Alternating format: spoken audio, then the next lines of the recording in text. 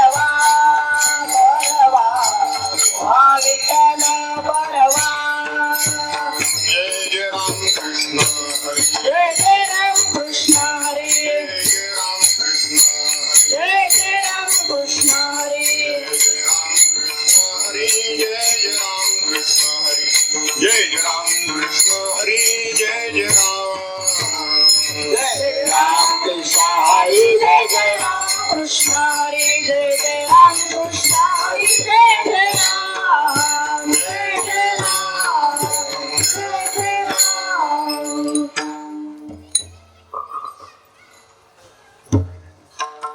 तुम्ही संत माय बाप कृपा बंधू तुम्ही संत माय बाप कृपावंत. संत माय बाप कृपा बंधू तुम्ही संत माय बाप कृपावंत. मी पतित कीर्तिवान काय मी पतित कीर्तिवानो. काय मी पतित कीर्तिवानो. अवतार तुम्हादया कर्ण अवतार तुम्हादया कर्ण. अवतार तुम्हादया कर्ण अवतार तुम्हादया कर्ण. कराय चरण उद्धराय चरण जीवा. उद्धराय चरण जीवा. वाढावया सुख भक्तिभाव धर्म वाढावय सुख भक्तिभाव धर्म. वाढावया सुख भक्तिभाव धर्म वाढावय सुख भक्तिभाव धर्म. आचार नाम विठोबाचे कुळाचार नाम विठोबाचे. अवतार तुम्हादया कर्ण अवतार तुम्हादया कर्ण. अवतार तुम्हादया कर्ण अवतार तुम्हादया कर्ण. कराया जन गण देवा उद्धराय चरण जीवा. उद्धराय चरण जीवा. कामने गुण चंदनाचे अंगी कामने गुण चंदनाचे अंगी. कामने गुण चंदनाचे अंगी कामने गुण चंदनाचे अंगी. तुम्ही जगी संत जन कैसे तुम्ही जरी संत जन. कैसे तुम्ही जरी संत जन. अवतार तुम्हादया कर्ण अवतार तुम्हादया कर्ण. अवतार तुम्हादया कर्ण अवतार तुम्हादया कर्ण. कराया जन जन जीवा उद्धराय जन जीवा. उद्धराय जन जीवा. गोपाल कुमारी गोपाल कुमारी. गोपाल कुमारी गोपाल कुमारी.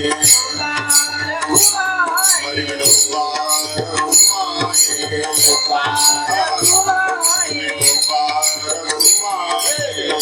गोपाल कुमारी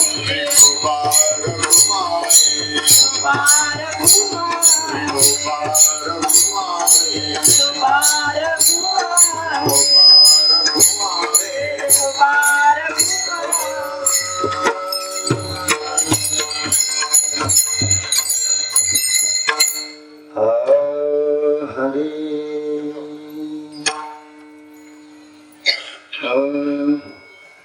तुम्ही संत माया बाप कृपावंत तुम्ही संत माया बाप कृपावंत तुम्ही संत माया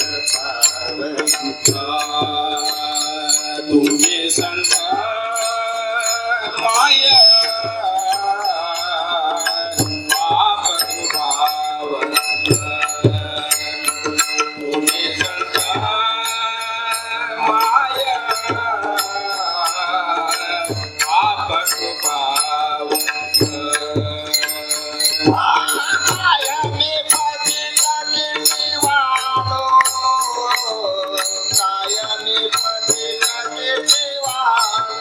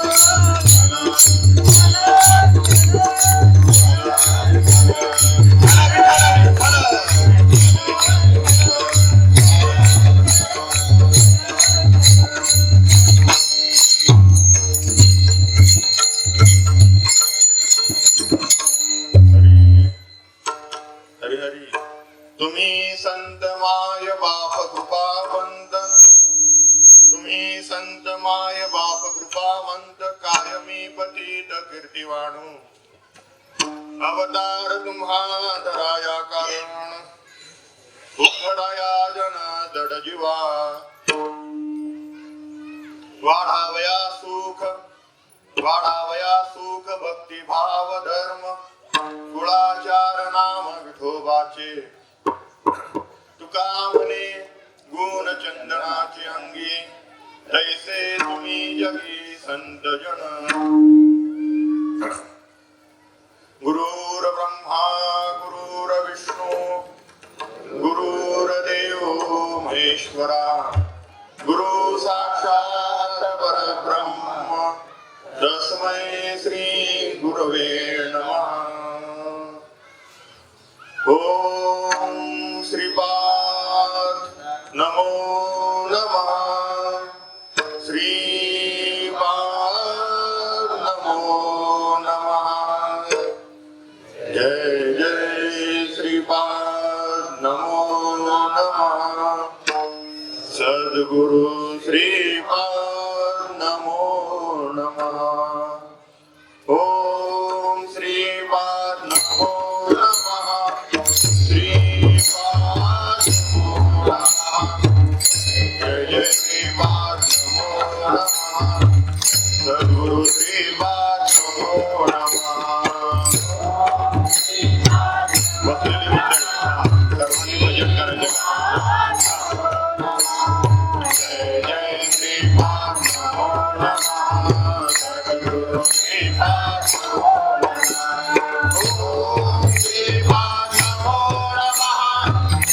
नमः श्रीपाद नमो नमः जय जय श्रीपाद नमो नमः सद्गुरु श्रीपाद नमो नमः ओम श्रीपाद नमो नमः श्रीपाद नमो नमः जय जय श्रीपाद नमो नमः सद्गुरु श्रीपाद नमो नमः ओम श्रीपाद नमो नमः श्रीपाद नमो नमः जय जय श्रीपाद नमो नमः सद्गुरु श्रीपाद नमो नमः ओम श्रीपाद नमो नमः श्रीपाद नमो नमः जय जय श्रीपाद नमो नमः सद्गुरु श्रीपाद नमो नमः ओम श्रीपाद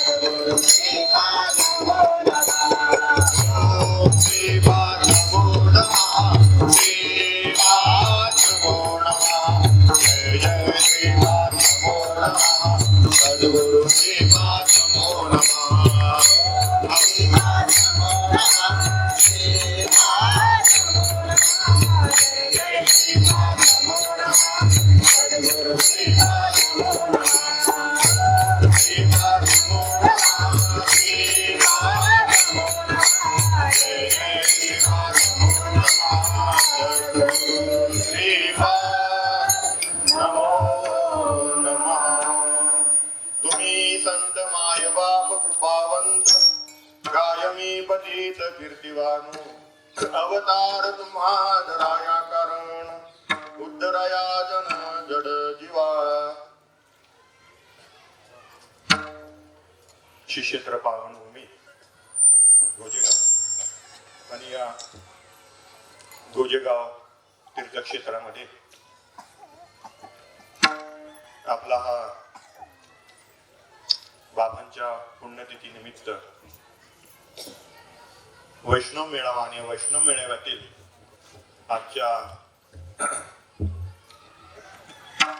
वैष्णव मेळाच्या सुरुवातीचं प्रास्ताविकाचं कीर्तन परमार्थाच्या वाटेने वाटचाल करत असणाऱ्या माझ्यासारख्या एका साधक दशेला प्राप्त झाली. प्रथम मी माझं खरं म्हणजे परम भाग्य समजतो. कारण सज्जनो, जर पाहायला गेलं तर हे क्षेत्र बाबांच्या पदस्पर्शानं पावन झालेली भूमी आहे. आणि बाबांच्या मुखातून खूप वेळा ऐकलं की सातारा भागातील लोक जरा जड बुद्धीचे आहेत असं बाबांच्या मुखातून, कारण त्यांच्यावरती जास्त वेळा ही रीत, हे ज्ञान गोठावं लागले. बाबांच्या मुखातून खूप वेळ ऐकलं गेलं. आणि ही सातारा विभागातील क्षेत्र पावनभूमी आणि या पदस्पर्शाने पावन झालेल्या भूमीमध्ये आज हा वैष्णव मेळा होतोय. 28वी पुण्यतिथी ही बाबांची आहे. 28 वर्ष म्हणजे 27 वर्ष पूर्ण होऊन 28वे हे वर्ष आहे.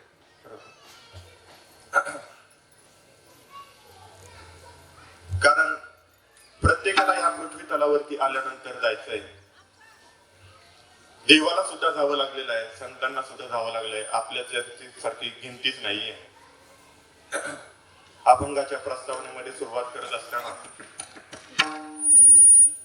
अभंग हा तुकोबारांचा आहे आणि तुकोबारा या अभंगातून संतांच्या अवतार कार्याचं दर्शन आपल्या समोर प्रतिपादन करतायत. पहिल्या चरणामध्ये तुकोबारा सांगताय की तुम्ही संत माय बाप कृपावंत काय मी पतित कीर्तिवान. किती सुंदर असं तुकोबारांनी अभंग लिहिलेलं आहे. ज्या अर्थी तुकोबारा आहे तुम्ही संत माय बाप कृपावंत असा अभंग लिहितात, त्याच्या मागची पार्श्वभूमी जर पाहायला गेलो तर तुकोबारा आहे जेव्हा सद्गुरूंची भेट होते आणि खऱ्या स्वरूपाची ओळख प्राप्त होते तेव्हा तुकोबारा आहे आपल्या सद्गुरु संतांशी हितगुज करताय. त्या दृष्टिक्षेपातून हा अभंग त्यांच्या मुखावाटे लिहिला गेलेला आहे, गायला गेलेला आहे. काय सांगताय तुकोबारा? तुम्ही संत माय बाप कृपावंत गाय मी पतित कीर्तिवान अवतार तुम्हा धराया कारण उद्धराया जन जड जीवा. जड जीवांचा उद्धार होण्याकरता तुमचा अवतार या पृथ्वी तलावरती झालेला आहे. तुकोबारा हितगुज करतायत संतांशी, सद्गुरूंशी. वाढावया सुख भक्ती भाव धर्म कुळाचार नाम विठोबाचे. कुळाचार असणार तर विठोबाचं नाव, त्या विठ्ठलाचे नाव आमच्यामध्ये साठवण्याकरता तुमचा अवतार झालेला आहे. आणि अवतार कार्य पूर्ण झाल्यानंतर तुकोबारा शेवटच्या चरणामध्ये सांगताय की तुका म्हणे गुण चंदनाची अंगी तैसे तुम्ही जगी संत जन. ज्याप्रमाणे मलयागिरी चंदन आहे आणि त्या मलयागिरी चंदनाच्या अवतीभोवती असणारे वृक्ष सुद्धा, उदाहरण द्यायचं झालं तर कडुलिंबाचं झाड असू द्या, काटेरी झाड असू द्या, त्यांना सुद्धा त्या मलयागिरी चंदनाचा सुवास आल्याशिवाय राहत नाही. म्हणजे ती कडुलिंबाची झाड एक प्रकारे मलयागिरी चंदन झाल्याशिवाय राहत नाही. तुकोबारा ते सांगताय की तुका म्हणे गुण चंदनाचे अंगे तैसे तुम्ही जगी संत जन. हा अभंगाचा सरळ सरळ अर्थ आपल्या समोर मांडलाय. प्रस्तावनेमध्ये सुरुवात करत असताना ज्याच्या सत्तेने आपण या धर्म मंडपामध्ये बसलेलो आहे त्या पंढरीश पांडुरंग परमात्माला एकदा प्रथमतः वंदन करूया. पांडुरंगा करू प्रथम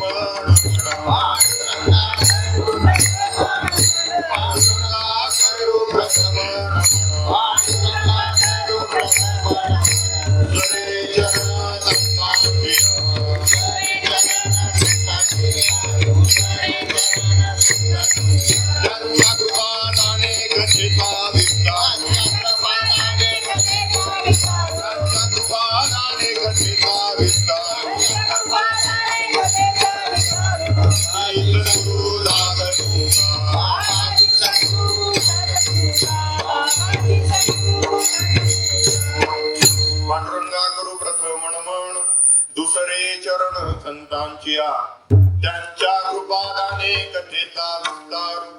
बाबाजी सद्गुरु दास तुका. तुकोबारा सद्गुरूंचं वर्णन करताय.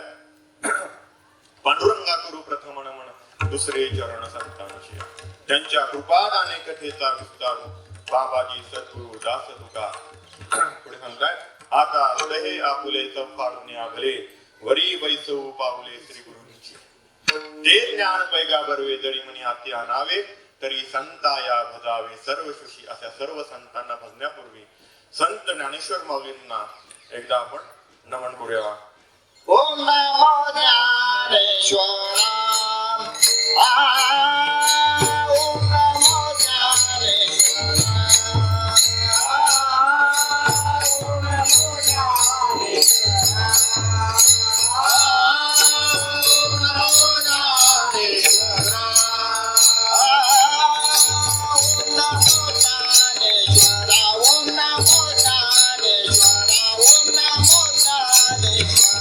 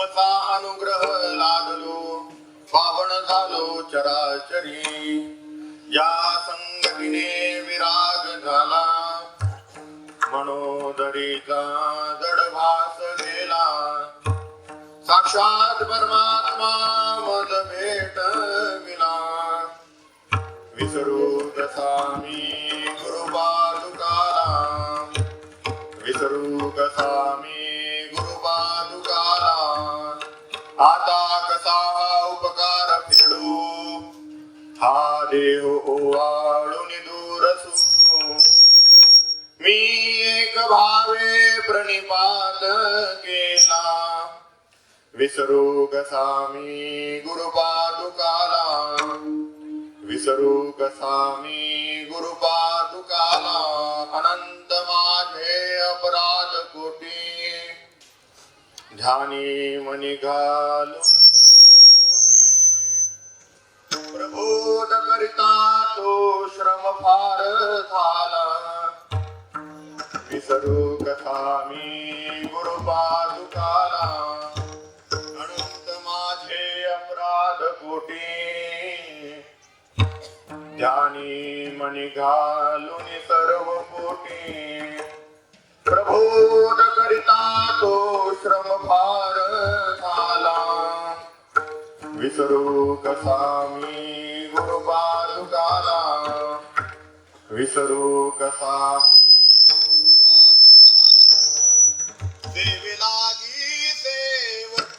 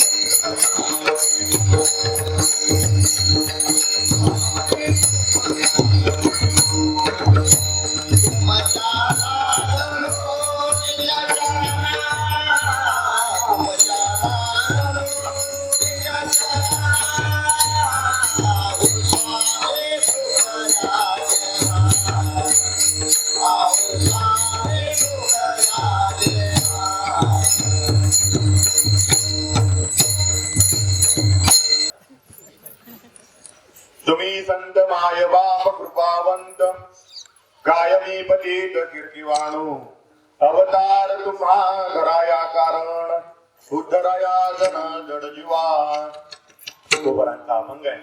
आपण प्रस्तावनेमध्ये सुरुवात करतोय आणि तुकोबारा या अभंगातून सद्गुरु संतांशी हितगुज करताय. अभंगाचा जर पहिला शब्द जर पाहिला तर तुकोबारा सांगतायत तुम्ही संत जन तुम्ही संत माय बाप कृपावंत. ज्या अर्थी तुकोबारा आहे तुम्ही अक्षर वापरतायत त्या अर्थी तुकोबारा आहे. कुणाला तरी उद्देशून व्याकरणाच्या दृष्टीने जर अभ्यास केला तर तुकोबारा आहे कुणाला तरी उद्देशून सांगतायत की तुम्ही संत माय बाप कृपावंत. पहिलं अक्षर वापरतायत संत. मग प्रश्न उभा राहतो की संत म्हणजे काय. संत म्हणजे काय प्रत्येकाला प्रश्न असेल संत म्हणजे काय. जे नवीन साधक आहेत ना त्यांना प्रश्न पडला असेल की संत संत नक्की संत म्हणजे काय. संत म्हणजे माझ्या ज्ञानोबारांचा अभंग आहे. गुरु हा संत कुळीचा गुरु हा प्राण विसावा माझा गुरुविन देव नाही तुझ्या पाहता नाही फेलो की. गुरु हा संत कुळीचा राजा आहे. म्हणजे संत कोण आहे गुरु आहे सद्गुरु आहे. कारण तुकोबारा आहे हा अभंग लिहित असताना जेव्हा सद्गुरूची शरणागती केली सत्य गुरु राये कृपा मद केली परी नाही घडली सेवा काही सापडले वाटे जाता गंगा स्नाना मस्तकी तो दाना ठेविला कर भोजना मागती तुप पावशेर पडला विसर स्वप्ना माझी काय कळे उपजला अंतराय म्हणून या काय स्वरा झाली राघव चैतन्य केशव चैतन्य सांगितली खून माळिकेची. आणि पुढे तुकोबारा सांगतात बाबाजी चैतन्य सांगितले नाम आणि मंत्र दिला सांगतात. आजवर काय सांगतात नाम दिलं आणि नंतर सांगतायत मंत्र दिला रामकृष्ण हरी. पुढे सांगतात माघ शुद्ध दशमी पाहुणे गुरुवार आणि केला अंगीकार तुका म्हणे तुकोबारा म्हणतात त्या दिवशी माझा खरा जन्म झाला. मग सज्जन तुकोबारा एवढे छाती ठोकपणे सांगतायत की तुम्ही संत माय बाप कृपावंत. बघा थोडं बारकाईने विचार करा. तुकोबार आहे सद्गुरूंशी हितगुज करताय. पण सज्जन हो, आज या विष्णू मेळ्याच्या निमित्ताने, आज श्रीपाद बाबांच्या पुण्यतिथीच्या निमित्ताने आपण सुद्धा सद्गुरूंची हितगुज केलं पाहिजे. थोडस लहान तोंडी मोठा घात घेऊन बोलतो. बाबांची आज पुण्यतिथी आहे. पुण्यतिथी म्हटलं की ती व्यक्ती आपल्यातून गेलेली असते. मी बाबांच्या योगे एक लहान थोडी मोठा घात घेऊन बोलेल की बाबांची आज 28वी पुण्यतिथी आहे. बाबा गेलेली नाही. बाबा शरीराने गेले. बाबांच्या शरीराला जाऊन आज 28 वर्ष पूर्ण झाले. पण बाबा आज सुद्धा आहे. कारण आपल्याला बाबांनी जे ज्ञान दिलेलं आहे ते ज्ञान चैतन्याच्या स्वरूपातून आज सुद्धा आपल्यामध्ये स्थापित आहे. आणि या मंडपातला, धर्म मंडपातला बसलेला प्रत्येक साधक त्याची अनुभूती घेतोय. हे कोणत्या जोरावरती घेतोय? कारण बाबांचं चैतन्य आज सुद्धा आपल्यामध्ये. बाबा देहरूपाने गेले पण आपल्याकडे सुद्धा. आता माझं वय पाहायला गेलं तर 8 महिन्याचं वय आहे माझं. कारण नाताच्या घरची उलटी कोण प्रत्येकाला माहिती आहे. हा साधक, धर्म मंडपातला बसलेला साधक हा बाबांचं लेकरू आहे. आणि प्रत्येकाला माहिती आहे मी 8 महिन्याचं का म्हणतोय. लहान तोंडी मोठा घात घेऊन बोलतोय. बाबांच्या शरीराला जाऊन 28 वर्ष झाली. पण आज बाबा अजून सुद्धा आहेत. मी बाबांना बघितलेलं नाही, बाबांना फोटो मध्ये बघितलंय. पण बाबांशी हितगुज करताना बाबांना जर मी बघितलं असेल तर बाबा आज सुद्धा. श्रीपाद बाबा कसे असतील, श्रीपाद बाबांनी प्रवचन कसं केलं असेल, श्रीपाद बाबांनी ती रीत देताना कशी दिली असेल, श्रीपाद बाबांच्या हृदयातली तळमळ काय असेल. सामान्य जनांना ही रीत करण्याकरता बाबांची धडपड जर पाहिजे गेलो असेल, हितगुज करताना बाबांना जर पाहिलं गेलं असेल तर आज मी बाबांना कुठे पाहतोय? तर आज बाबांना बाबांमध्ये पाहतोय. बाबा गेले, बाबांना मी पाहिलेलं नाही.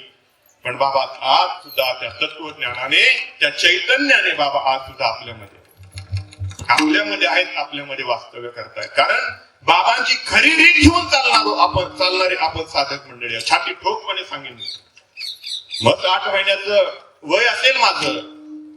पण मागे सुद्धा सांगून गेलो की खूप घर दार फिरून आलो. पण खरा जर अनुभव आला असेल तर ह्या घरात खरा अनुभव आला. कारण माऊली सांगतात कोणाचे हे घर, हा देह कोणाचा, आत्माराम त्याचा तोची जाणे. मला बाबांनी त्या आत्मारामाची ओळख करून दिली. तेव्हा मी सांगतो की बाबा आज सुद्धा आपल्यामध्ये आहे. आज बाबांची पुण्यतिथी त्यांच्या गावी मोठ्या उत्सवामध्ये चालू आहे. हो, 8 दिवस असा मोठा कार्यक्रम आहे. पण खरं जर बाबांना आनंद कुठं वाटत असेल तर आज बाबांना आनंद या ठिकाणी वाटत. बाबा आज घोटीमध्ये नाहीत. मी छाती ठोकपणे सांगेन की बाबा आज घोटीमध्ये नाहीत. कारण आज सकाळपासून आपण बघतोय, सकाळी दिंडीचा सोहळा बघितला.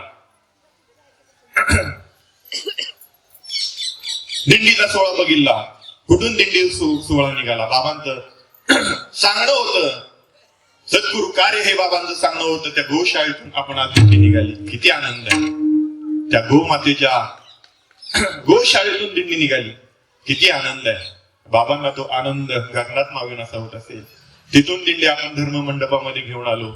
किती आनंद आहे. हा आनंद गगनात मावेन असा होतोय. सर्वांचे डोळे अश्रू टिपटिपतायत. माशी दिंडी जेव्हा आतमध्ये आले ना, एवढा आनंद वाटत होता की जणू काय पांडुरंग परमात्माच आपल्या समवेत आहे. ते बाबा आपल्या बरोबर आहेत. अनुभूती येते. कधी अनुभूती येते? जेव्हा की आपण रीतीचा अभ्यास करतो, साधना करतो. पण आजपर्यंत ती अनुभूती येत नव्हती. पण ती अनुभूती आज आत्मसात करत असताना तो आनंद होतो. कारण तुकोबारांचा एक अभंग आहे, कथा त्रिवेणी संगम, देव भक्त नाम ते तिचे उत्तम शरण रज वंदिता. आणि पुढे सांगताय जळती दोषांचे डोंगर. काय सांगताय? जळती दोषांचे डोंगर शुद्ध होती नारी नर. बघा ना, ती प्रचिती आपल्याला येतोय. कथा त्रिवेणी संगम आहे. त्रिवेणी संगम आहे. तिथे देव आहे, नाम आहे आणि भक्त आहे. आणि त्याच्यामध्ये आपले सद्गुरू आपल्या बरोबर आहेत. किती आनंद आहे. हा सोहळा कुठेही बघायला भेटत नाही. तेथीचे उत्तम चरण रजवंतिता. तिथली माती जरी कपाळाला लावली ना तरी ती माती पवित्र आहे. तेथीचे उत्तम चरित्र, तेथीचे उत्तम रजवंतिता. जळती दोषांचे डोंगर. काय सांगतायत? दोषांचे डोंगर जळून जातील आणि शुद्ध होती नारी नर. शुद्ध होण्याकरता एवढा मोठा खटाटोप आहे. मी सांगत काय होतो, संत सांगत होतो. संत हा गुरु, हा संत कोळीचा राजा. बाबांच्या निमित्ताने मी सांगत होतो, आज पुण्यतिथीच्या निमित्ताने आज बाबा आपल्या समवेत आहेत. त्याची अनुभूती आपल्याला येते. तुकोबा येते सांगतात, तुम्ही संत माय बाप कृपावंत. पुढे सांगतायत की माय बाप कृपावंत. माय म्हणजे काय बघा, पूर्वीची लोक काय सांगायची? माय म्हणायची. आईला काय म्हणायची? माय म्हणायची. माय, कारण त्याच्यामध्ये तो गोडवा होता. आणि त्या माय अक्षरामध्ये आपुलकी होती, आपलेपणा होता. थोडस आई आणि माय हा अक्षरामधला फरक सांगतो. आई हे अक्षर तुकोबारांनी का नसेल घेतलं बरं? कारण आई हे अक्षर फक्त आणि फक्त आपल्या लेकरा करतात आई वापरू शकते. बघा ना, 4-5 मुलं जर मैदानामध्ये खेळतायत, ती आई आपल्या मुलाला सांगेल, अरे बाळा सावलीत खेळू नको, सावलीत उन्हात खेळू नको, सावलीत येऊन मर. काय म्हणते? आपण पण म्हणलं असेल बघा ना कधी, की हे बाळा उन्हात खेळू नको, सावलीत येऊन मर. ती फक्त आपल्या बाळाला म्हणते.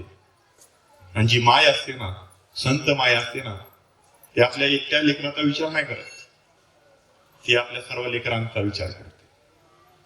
ज्याप्रमाणे सद्गुरु आपल्या एकट्या लेकराचा विचार नाहीत करत. जरी स्वतःच्या पोटी जरी जन्म घेतला नसेल तरी संत हे मायेच्या कृपेने सर्वांचं रक्षण करतात. म्हणून इथे आई शब्द नाही वापरला, माय अक्षर वापरला. तुम्ही संत माय आणि बाप कृपावंत. तुम्ही बाप आहात, कारण छोटी छोटी दुःख जी असतात ना ते आपण मायला सांगू शकतो बरं का. आणि मोठी दुःख असण्याकरता त्या सद्गुरूला, जन्म देणाऱ्या बापाला नव्हे, जन्म देणाऱ्या बापाचं एक वेळ वैर घेऊन, ज्याने जन्म दिला एक वेळ त्याच्याशी आपलं वैर होईल. पण ज्याने परमात्माची सांगड घालून दिली ना, त्या बापाचं आयुष्यामध्ये कधीच वैर येऊ शकत नाही. म्हणून तुकोबाराने तुम्ही संत माय बाप हा अक्षर वापरलेला. आणि पुढे सांगतात, काय मी पतित कीर्तिवान. बघा ना तुकोबारांचा किती नम्रपणा आहे. एवढं उपाधी, एवढ्या पदव्या संतांना सद्गुरूंना दिल्यानंतर सुद्धा तुकोबारा सांगतात, काय मी पतित कीर्तिवान. किती नम्रपणा, किती नम्रपणा. संतांच्या मध्ये एवढा नम्रपणा आहे. काय मी पतित कीर्तिवान. तुकोबाराय गुरुपरंपरेच्या अभंगामध्ये सुद्धा सांगतात, सत्य गुरु राये कृपा मध्ये केली, परी नाही घडली, मला त्यांची सेवा नाही करता आली. काय मी पतित कीर्तिवान. बघा ना. आणि माझे बाबा सुद्धा कधीच, श्रीपाद बाबा ना कधीच म्हणले नाहीत की माझे एवढे शिष्य आहेत, एवढे शिष्य माझे आहेत, कधी त्याची मोजमाप केली नाही. बाबा सतत म्हणायचे की मी संतांचा निरोप तुम्हाला देण्याकरता आलेला आहे. आता लक्षात आलं म्हणून सांगतो, राहुरीचा वैष्णव मेळावा होता. आणि राहुरीचा वैष्णव मेळावा केरोबा बाबांची पुण्यतिथी असायची. थोडस लक्ष देऊन ऐका. केरोबा बाबांची पुण्यतिथी असायची आणि त्याच्यामध्ये आपल्या बापूंचं कीर्तन असायचं त्यावेळी. आणि बापूंचं कीर्तन म्हणलं की सर्वांना पर्वणी असायची, कारण बापू श्रीपाद बाबा हेच खरे परब्रह्म आहेत हे लोकांना कीर्तनामध्ये सांगत असतात आणि लोकांना त्याची पर्वणी वाटायचं. त्यांचं कीर्तन म्हणजे खूप आनंददायी कीर्तन असं वाटायचं, कारण सद्गुरू आणि परब्रह्म याची सांगड करून देणारे बापूंचं कीर्तन असायचं. आणि तो राहुरीचा वैष्णव मेळावा चालू झाला आणि सांगताचं कीर्तन, वैष्णव मेळाव्याचं सांगताचं कीर्तन हे बापूंचं कीर्तन असायचं. आणि सांगता समारोहाचं कीर्तनाचा दिवस उजाडला, सकाळी 9 ते 11 कीर्तन असायचं. बापू कीर्तनाच्या वेळी दरवेळी वैष्णव मेळाव्याच्या कीर्तनाला 2 तास अगोदर यायचे. आपल्या साधकांची हितगुज करायचे, बाबांशी हितगुज करायचे आणि कीर्तनासाठी उभे राहायचे. 8 वाजले तरी बापू कीर्तनासाठी नाहीत. लोकांच्या मनामध्ये, उपस्थित साधकांच्या मनामध्ये शंका वाटू लागली, बापू येतात का नाही, बापू येतात का नाही. 9 वाजले. सर्व साधक बाबांजवळ गेले आणि बाबांना विचारलं, बाबा बापू आज काही कीर्तनाला येत नाही, तेव्हा आजची कीर्तन सेवा तुम्हाला करावी लागेल.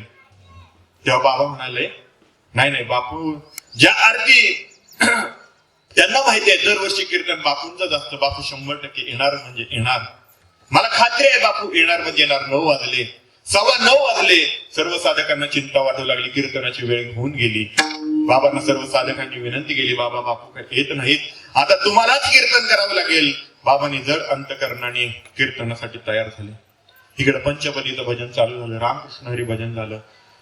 सर्व आता अभंग झाला, सुंदर ते ध्यान अभंग झाला. तरी बाबा वाट बघतायत बापूंची, बापू कीर्तनासाठी नक्की येतील बरं का.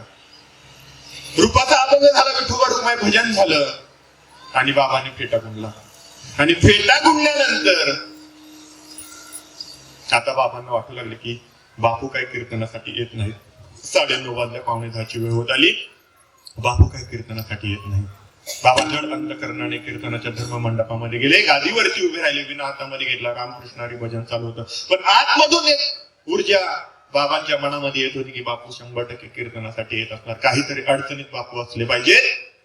आणि बाबा गादीवरती उभे राहिले, भजन चालू केलं, रामकृष्ण हरी भजन चालू केलं. रूपाचा अभंग झाला, रूप पाहता लोचनी अभंग झाला, रामकृष्ण हरी भजन झालं आणि चिंतनासाठी अभंग घेतला. अभंग घेतला नंतर विठोबा रुक्माई भजन झालं आणि चाल झाली. आणि चाल झाल्यानंतर विठ्ठल विठ्ठल भजन चालू होतं. आणि बाबांची नजर त्या धर्म मंडपाच्या बाहेर गेली आणि बापू येताना दिसले. आनंद गगनात मावेनासा झाला. बाबांनी त्यांना पाहिलं आणि बापूंनी सुद्धा बाबांना पाहिलं. आणि पाहिल्यानंतर बाबांनी त्यांना खुणवलं आणि सांगितलं, या ही कीर्तनाची जागा तुमची आहे, तुम्हालाच कीर्तन करावं लागेल. बाबा म्हणाले, नाही आता तुम्ही कीर्तनासाठी उभे राहिला, आता तुम्ही कीर्तन करा. पण बाबा म्हणाले, नाही आता मी कीर्तन करणार नाही, तुम्ही आलात ना, तुम्हाला कीर्तन करावंच लागेल. बाबांनी स्वतःच्या डोक्यावरचा फेटा काढून बापूंच्या डोक्यावरती घातला. किती नम्रपणा, किती नम्रपणा. आणि आता या कलियुगामध्ये बघा कलियुगामध्ये बाहेर थोडस डोकून बघा, आपल्या परमार्थातून थोडस बाहेर डोकून बघा, फेट्यासाठी मारामारी, फेट्यासाठी मारामारी, ताडकीसाठी मारामारी आहे. आज जर एखाद्याचं एक पाकिट घेतलं, पुढे जाऊन दुसरं जर त्यापेक्षा जास्त पाकिट देणार असेल तर तो कीर्तनकार त्याच्या पाठीमागे धावतोय. ही आजची खरी परिस्थिती आहे. पण माझ्या बाबांनी डोक्यावरचा फेटा काढून बापूंच्या डोक्यावरती घातला आणि पुढे बापूंना सांगतायत, हे कीर्तन मी करणार नाही, मी कोण आहे, मी दावणीचा बैल आहे, हा संतांचा निरोप देण्याकरता मी आलेलो आहे. किती नम्रपणा, किती नम्रपणा. तुकोबारा तेच सांगतायत की काय मी पतित कीर्तिवान. मग सज्जनो, तुकोबारांनी हा अभंग त्यांच्या सद्गुरूं करता दिला असेल. पण सज्जन आपण आपल्याला जी बाबांनी रीत घेऊन घेतली, मग हा अभंग, हा वैष्णव मेळावा, थोडस मागे येऊन मी बोलतो, ह्या वैष्णव मेळ्याचं का कारण असेल, का करावं, का करतो आपण हा वैष्णव मेळावा. आपल्याला बाबांनी जी सांगितलेली रीत आहे त्या साधनेने, त्या साध्याने आपण जातोय, परमार्थ करतोय. मग तो परमार्थ करत असताना आपण त्या कोणकोणत्या अनुक्रमानिकामध्ये बसतोय, कोणत्या कोणत्या जे इथं प्रवचन सांगतात, कीर्तन सांगतात, बाबांचे ब्रह्मवाक्य मुखातून येत आहेत, ब्रह्मवाक्यातून आपण त्या कोणत्या अनुक्रमानिकामध्ये बसतोय याची उजळणी करून घेण्याकरता हा वैष्णव मेळावा. बघा ना, बाबा काय म्हणाले, मी दावणीचा बैल आहे, मी कीर्तन करणार नाही, मी फक्त संतांचा निरोप करण्याकरता आलो. तुकोबारा तेच आपल्या सद्गुरूंचं, संतांचं वर्णन करतायत. मी काय सांगत होतो, आपण सुद्धा या अभंगाकडे जर बारकाईने जर लक्ष दिलं तर हा अभंग आपल्या बाबांना सुद्धा लागला होतो. तर आपण सुद्धा, आपण म्हणू सांगतो, तुम्ही संत माय बाप कृपावंत आणि काय मी प्रीतीत. माझ्या या मुखाने बाबांचं काय वर्णन करू, काय वर्णन करू, काय मी पतित कीर्तिवान. या मुखाने आपण ते वर्णन करू शकत नाही, कारण ते वर्णन संतांचे वर्णन करू शकतात, आपण ते वर्णन करू शकत नाही. म्हणून तुकोबारा अभंगाच्या प्रथम चरणामध्ये आपल्या सद्गुरूंचं वर्णन करतात. तुम्ही संत माय बाप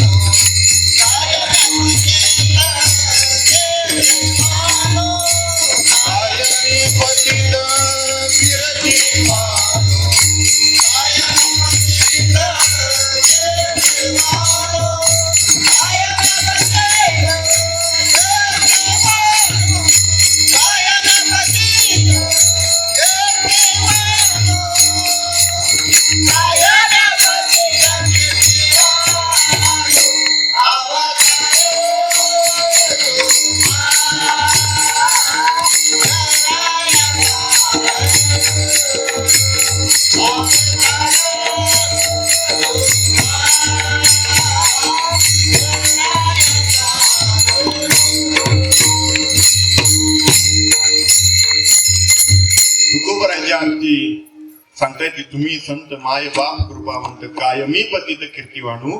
पुढे तुकोबाऱ्या सांगतात कशासाठी तुमचा जन्म झाला असेल, अवतार झाला असेल. अवतार तुम्हा धराया कारण उद्धराया जन जड जीवा. जन जीवांचा उद्धार होण्याकरता तुमचा अवतार झालेला आहे. बघा ना, या कलियुगामध्ये आता जर बाबांच्या मुखातून ऐकलेलं आहे आणि 100 नाही 200% ते बरोबर आहे. आज जर पृथ्वी तलावरती या कलियुगामध्ये पाहिला गेलो तर सर्वात जास्त पातक करणारी कोण मंडळी असतील तर ह्या गादीवर उभं राहून कीर्तन करणारी मंडळी. कारण सरळ सरळ ज्या संतांनी जी रीत सांगितलेली आहे या गादीवर उभं राहून सांगतात, मोठ्या हातात उभं राहून सांगतात की हरिपाठासारखा ग्रंथ, ज्ञानेश्वरी सारखा ग्रंथ, चांगदेव 65 सारखा ग्रंथ, ह्या ग्रंथापेक्षा सर्वात सोपा असा असणारा हरिपाठ ग्रंथ आहे. पण पाहिला जर गेलो तर सर्वात अवघड असा ग्रंथ असणारा कोणता आहे तर हरिपाठ आहे. पहिल्या अभंगाचा जर विचार करायला गेलो तर देवाचे द्वारी उभा क्षणभरी तेने मुक्तिचारी साधिलेल्या. हरिमुखे म्हणा पुण्याची गणना कोण करी.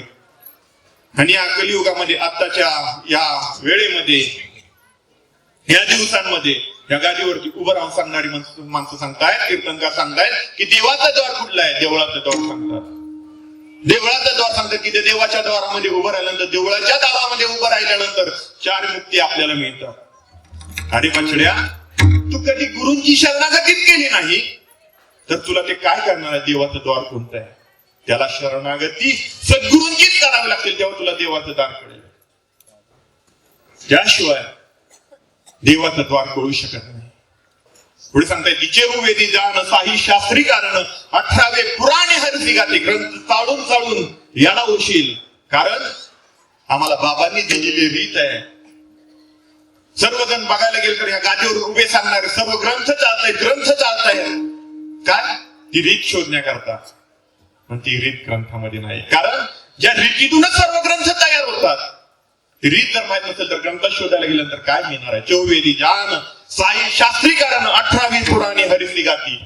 मंथोणी नवनीता दृष्टांत देतात. माऊली मंथोणी नवनीता तैसे घे अनंता वाया व्यर्थ कथा. सांडी मार्ग कोणासाठी सांगितलं माऊली. आणि सांगतात की सर्वसामान्याने कळणार गातात, सर्वसामान्यांना नाही. कारण हे अवघड आहे. वाया अनेक पंथा जाशील धनी ज्ञानदेवा मौन जपमाळा अंतरी धरून श्रीहरी जपिस. मग सज्जन हो, साधक हो, मग आपल्याला बाबांनी ही रीत दिली. मग त्या रीतीवरती आपण दृढ निश्चय आपला झालाय का. कारण बाहेर बघायला गेलो तर वातावरण खूप खराब आहे, खूप ढवळलेलं वातावरण आहे, खूप बेकार वातावरण आहे. कारण मी ते अनुभवलेलं आहे. कारण त्या वातावरणातून मी आलेलो आहे, अशाश्वत परमार्थातून मी आलेलो आहे. आणि इथं आल्यानंतर जी अनुभूती, जो आनंद प्राप्त होतोय ना, तो आनंद इतरत्र कुठे नाही. म्हणून छाती ठोकपणे सांगतो, कळवळीने सांगतो की बाबांनी जी आपल्याला रीत दिली त्या रीतीवरती आपण रूढ झालोय का. सद्गुरूंविषयी आपल्यामध्ये आपुलकी निर्माण झाली आहे का, आपलेपणा निर्माण झालाय का. सद्गुरूंनी जे कार्य सांगितलेलं आहे, वृक्ष संवर्धन, गो संवर्धन, त्यामध्ये मी काम करतोय का, त्यामध्ये मी मला वाहून दिलंय का. काल बाबा सांगता सांगता बोलून गेले की हा देह काय, देवा आता ऐसा करी उपकार, देहाचा विसर पाडी मत. देवाने देह दिलाय, कशासाठी देह दिलाय.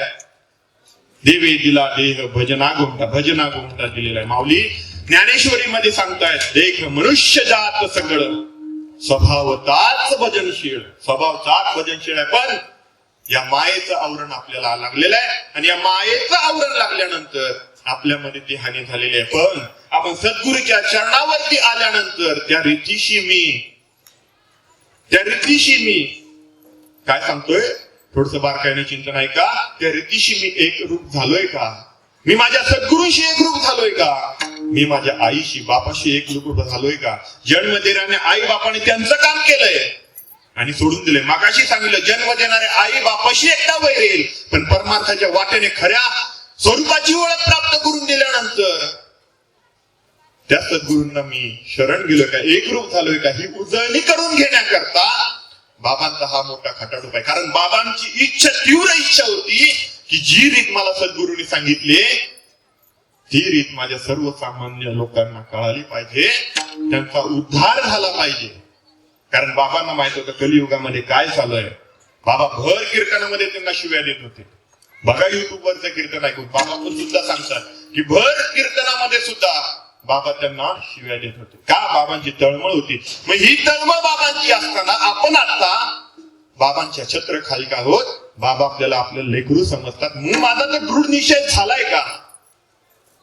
आणि दृढ निश्चय जर झाला असता तर वैष्णव मेळावा आपला 30 तारखेला हे सांगण्याकरता 10 वेळा व्हॉट्सअप मेसेज वरती टाकावं लागलं नसतं. का?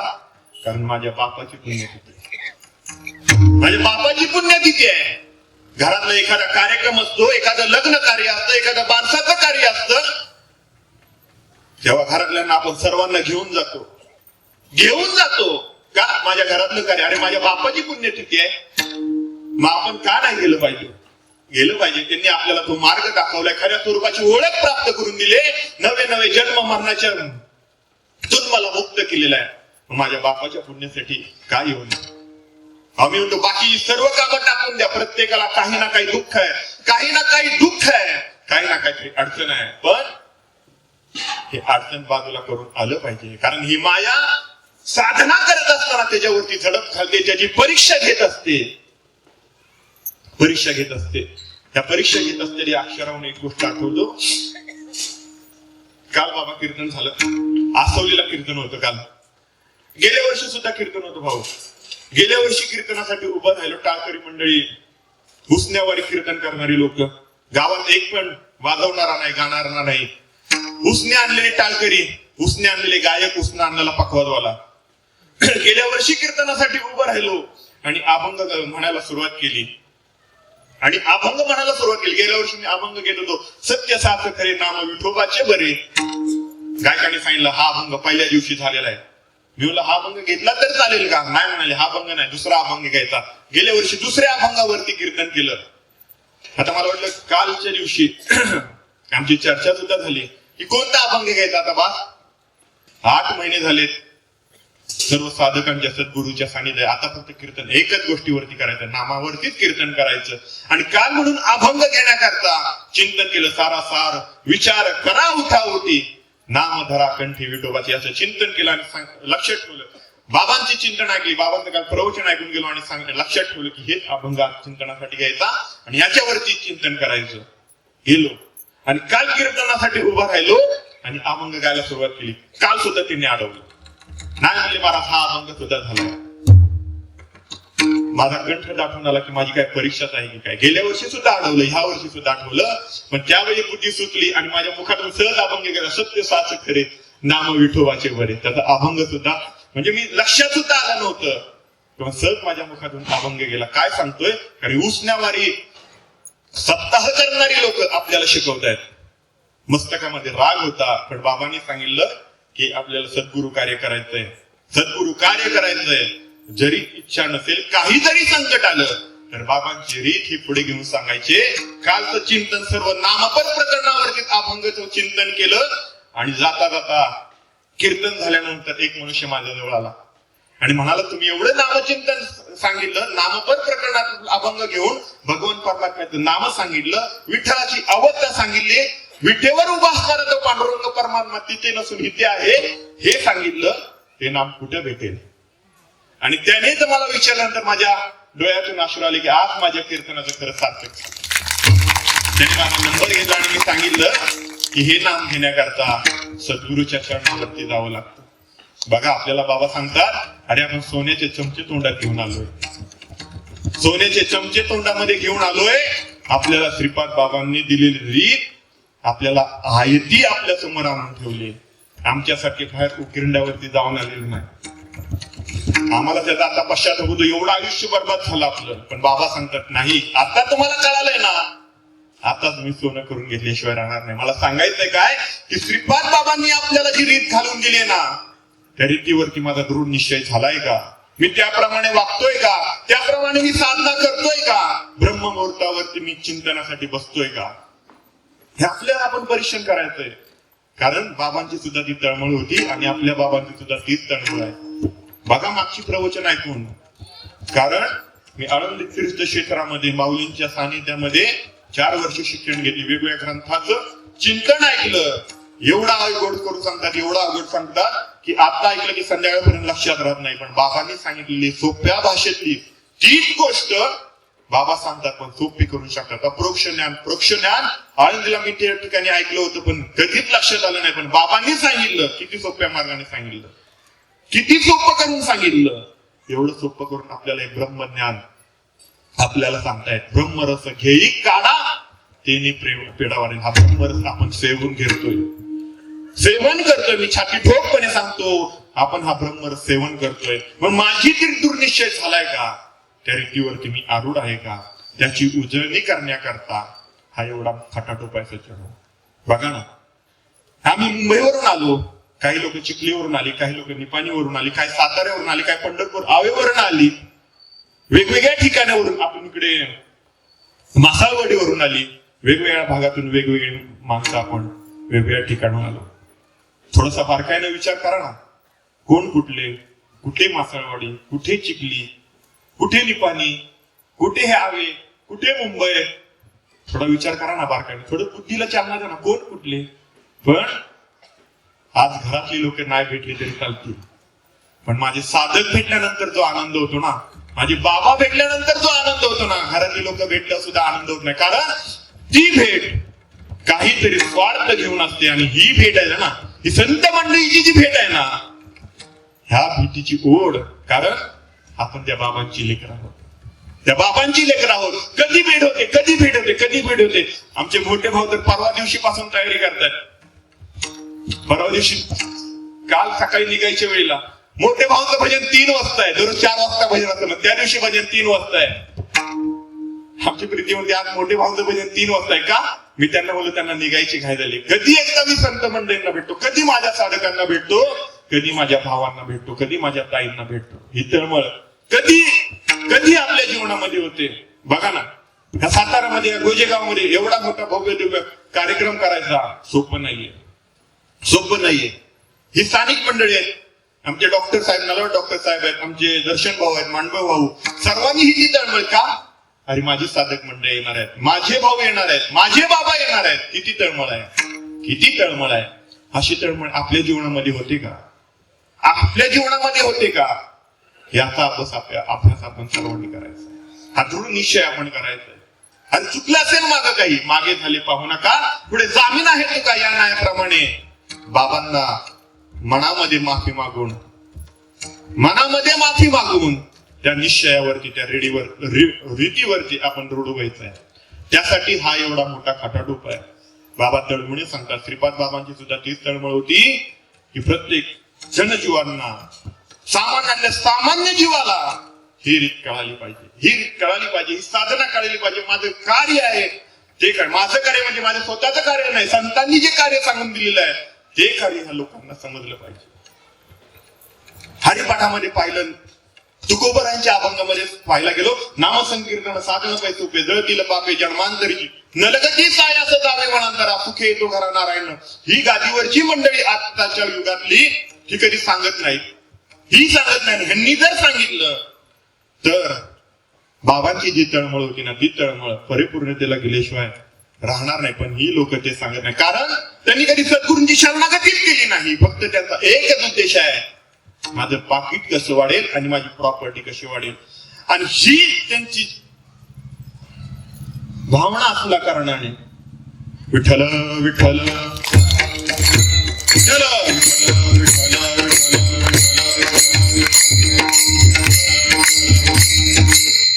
ही त्यांची भावना असल्याने त्यांचा उद्देश एकच आहे की हे त्यांना पैसे कमवण्याचं साधन कमवलेलं आहे.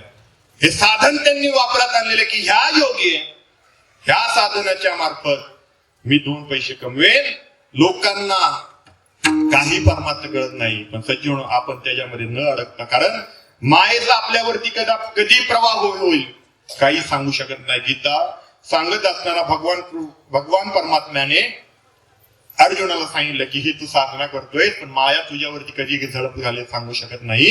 तेव्हा भगवान परमात्मा अर्जुनाला पटवून देत असताना सांगतायत की दैवेशा गुणमयी मम माया दुरतया मामेव प्रपद्यन्ते माया मिता तरंती ते देव. हे अर्जुना, लक्षात ठेव, तू ही साधना करतोय, तू जरी मला शरण आला असता तरी ही साधना करत असताना माया तुझ्यावरती झडप घालेल. लक्ष ठेव, त्या मायेवरती लक्ष ठेव. आणि माऊलींनी सुद्धा ते सांगितलं. माऊलींनीच पण त्याच्यावरती ओवी खर्च केली.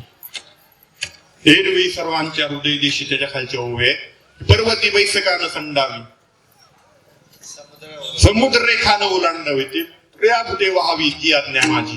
आणि पुढे सांगतायत, मी बोलविल्या वेद बोले, म्या चालविल्या सूर्य चाले, म्या हलवल्या प्राण हले, ते जगाते चाळीता. हे अर्जुना, लक्षात ठेव, म्या बोलविल्या प्राण हले, म्या हलविल्या प्राण हले, म्या बोलविल्या वेद बोले, म्या चालविल्या प्राण हले, ऐसा तू समर्थ ब्रह्मांडाचा धनी वर्म हे जाणून शरण आलो. संतांची तळमळ बघा किती आहे. तेच भगवान परमात्मा अर्जुना सांगतोय, साधना करत असताना मायेची झडप तुझ्यावरती पडेल. अगदी त्याप्रमाणे बाबा सुद्धा आपल्याला सांगत असतात, साधना करत असताना माया आडवेल. पण त्या मायेला कसं जोडायचं, कसं बाजूला करायचं, तर ती साधना त्या योगे केल्यानंतर, बाबांनी सांगितलेल्या प्रक्रियेत केल्यानंतर ती माया सुद्धा आपल्या समोर येण्याची कोणतीच शक्यता आपल्या समोर येऊ शकत नाही. कारण हे नाम असं आहे, हे नाम असं आहे. त्या नामाने काय होतं, आनंदुरे आजी आनंदुरे, बाय अभ्यंतरी आजू परमानंदुरे. कारण नेती नेती सुद्धा, या श्रुती सुद्धा त्या वेदांना सांगतायत. तुकोबारांचा एक अभंग आहे की अर्थ लोपली पुराणे, नाश केला अक्षर ज्ञाने, किंवा शब्द ज्ञाने, किंवा अजून एक अभंग आहे, वेद अनंत बोलिला अर्थ इतकाची काढिला, विठोबाची शरण जावे. आणि पुढे काय, नीत निश्चल नाम घ्यावे. हे कोण सांगत नाही, हे कोण सांगत नाही. काय सांगतायत, वेद अनंत बोलला, अनंत वेद बोललाय. अर्थ इतकाची, इतकाची म्हणजे किती, भला मोठा डोंगर फोडला आणि त्यातून इतकं सोनं निघालं. काय सांगतायत, वेद अनंत बोल, आनंद वेद बोलला हो, पण अर्थ इतकाची शोधला. काय, विठोबाशी शरण जावे, नीत ते नाम घ्यावे. काय सांगितलं, एवढाच अर्थ आहे. काय, नाम घ्यावे.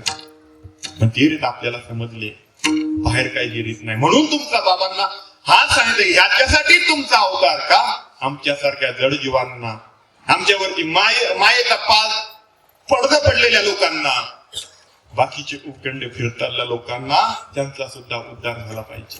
आणि तो उद्धार होण्याकरता तुमचा अवतार झालेला आहे. ते तुकोबाराय अभंगाच्या द्वितीय चरणात सांगतात, अवतार तुम्हा धराया कारण,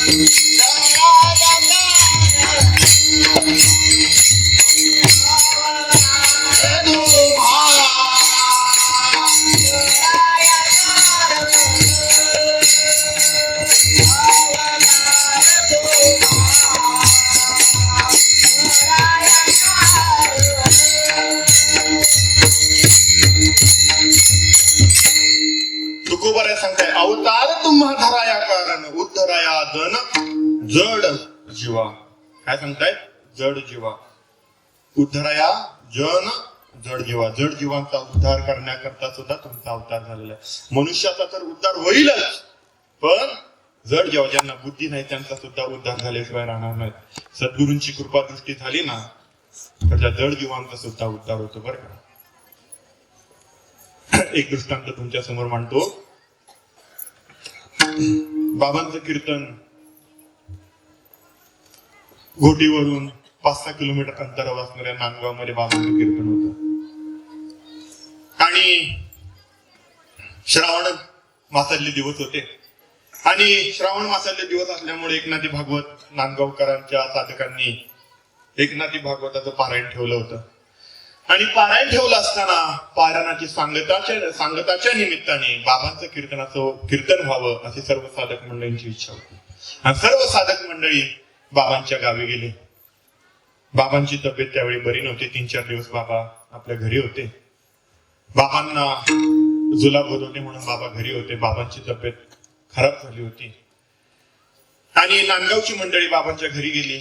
आणि घरी गेल्यानंतर आपली साधक मंडळी आली. बाबांना आनंद झाला, कारण बाबा गेल्यानंतर हा माझा शिष्य आहे, हा माझा कोणीतरी आहे. कधीच सांगत नव्हते. बाबा सांगायचे हा माझा सखा आहे, ह्यांचा माझा संबंध पूर्वीपासूनचा आहे. हा अहो घरातल्यांना एवढा जीव लावतो, कधी घरातले सुद्धा एवढं म्हणत नाही. हो खरी गोष्ट आहे. आलेला अनुभव सांगतो ज्यांचा खरंच आहे. अहो ज्यांना आपल्याप्रमाणे जीव लावतो आणि त्याच्यावरती परिस्थिती आल्यानंतर तू माझ्यासाठी काय करलं म्हणणारी लोक आहेत. हो घरातली अजून सांगतो घरातली. पण बाबा काय सांगाली, ह्यांचा माझा संबंध पूर्वीपासूनचा आहे. बघा ना, घरातले आपल्याला आपले म्हणत नाहीत पण बाबा आपल्याला म्हणतायत. बाबा म्हणजे कोण? संत, सद्गुरु, देव. देवानं आपल्याला आपलं म्हणणं म्हणजे काय? बास, या जन्मातून आपली मुक्तताच झाली ना. काय सांगतायत बाबा की माझा ह्यांचा संबंध पूर्वीपासूनचा आहे. आणि साधक मंडळी बाबांच्या घरी आले. आनंद वाटला बाबांना. बाबा म्हणजे काय येण्याचं प्रयोजन आहे. साधकांनी सांगितलं की बाबा एकनाथ भागवत समाप्ती आहे, तुमचं कीर्तन व्हावं आमची इच्छा आहे. बाबांची तब्येत बरी नव्हती. साधकांनी पण बघितलं बाबांना थोडं बरं वाटत नाहीये. बाबा म्हणले ठीक आहे कीर्तनासाठी येतो. पण साधकांनी विचार केला बाबांची तब्येत बरी नाहीये, बाबांना जुलाब होत आहेत.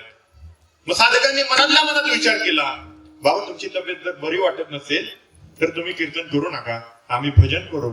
पण नाही, बाबा म्हणाले नाही, देह जावो अथवा राहो, पांडुरंगी दृढ भाऊ.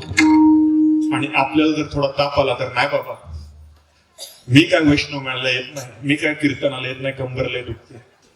बाबांची ही अवस्था असताना सुद्धा माझा जन्म कशासाठी झालाय, कशासाठी माझा जन्म झालाय. आणि मी जर अंतरुणावर खेळून बसलो, त्या आजाराला जर मी घाबरलो तर मी जे कार्य करण्याकरता आलोय, जे कार्य करण्याकरता मी आलोय ते कार्य अपुरं पडेल. बाबांना चिंता वाटायची. आजार बाजूला केला, आजाराला बाजूला केलं बाबांनी. वाचा तुम्ही संत मायबाप वाचत असताना प्रत्येक प्रकरणातून काहीतरी आपल्याला घेण्यासारखं आहे. माझं तुम्ही संत मायबाप हे 4 वेळा वाचून झालं तरी अजून वाचायची होत्या, कारण प्रत्येक प्रकरणामध्ये जी गोष्ट जरी बाबांचं चरित्र त्यामध्ये असेल पण त्या चरित्रातून आपल्याला घेण्यासारखी खूप काही गोष्टी आहेत. करा त्या अक्षरांना अंडरलाईन करा, त्यात लिहून काढा आणि त्याचं दररोज पाठांतर करा. मी दावणीचा बैल नाही, दररोज पाठांतर करा. कधी आपल्यामध्ये उपाधी येणार नाही, कधी गर्व येणार नाही. कोणतंही कार्य करा. मी संतांचा निरोप देण्याकरता आलेलो आहे, कधीच वाटणार नाही मी महाराजांना कीर्तनकार आहे. ह्याच्यासाठी हा एवढा मोठा खटाटोप आहे. मी सांगतोय काय, साधक मंडळी बाबांना म्हणू लागली की बाबा तब्येत बरी नसेल तर कीर्तनाला येऊ नका, आम्ही भजन करू. पण बाबांनी सांगितलं नाही, कीर्तन करायची तुमची इच्छा आहे ना, माझी तब्येत बरी नसली तरी चालेल, मी कीर्तनाला येतो. बाबांना तारीख सांगितली, वेळ सांगितली आणि साधक मंडळी निघून गेली. 3 दिवसानंतर बाबांचं कीर्तन त्या गावीमध्ये होतं.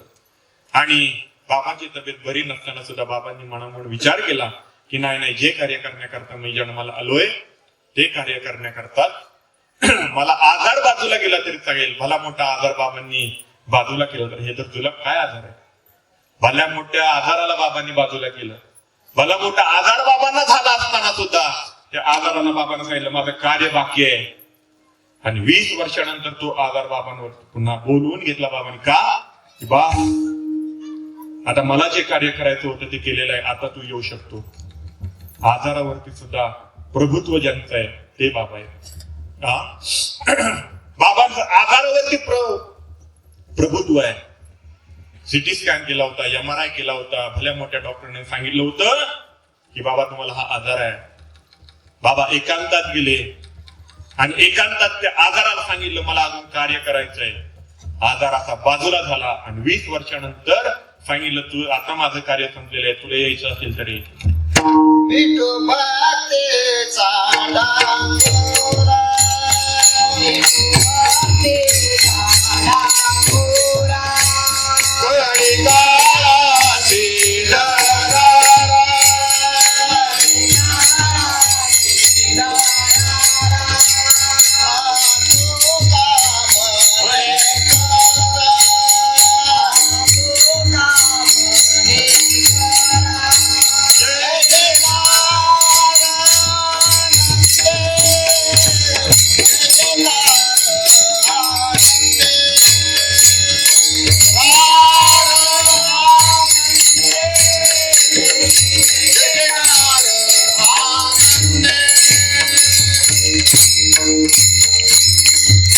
काय सांगताय संत? पिटू भक्तीचा डांगुरा, कळी काळाची दरारा, तुका म्हणे करा जय जयकार आनंदे.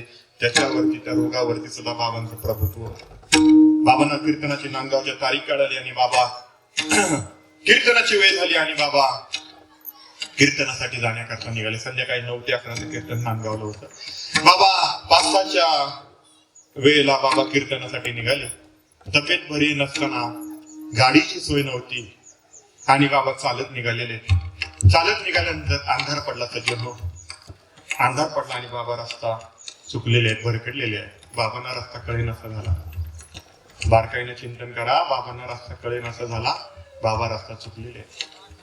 बाबांना कुठे जावं हे कळेना. लक्षात येणार नांदगावचा रस्ता कुठला आहे. मस्त पायाखालचा रस्ता आहे.